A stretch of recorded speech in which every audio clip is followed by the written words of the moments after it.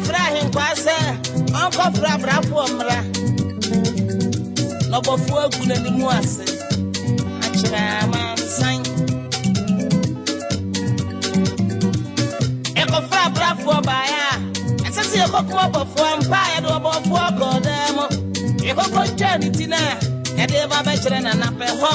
e na chiri ahini okon senkuo e na ne irenso e tu jumu di e chire se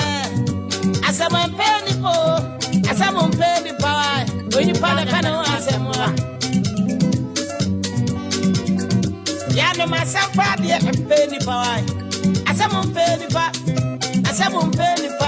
ni pa na kana ase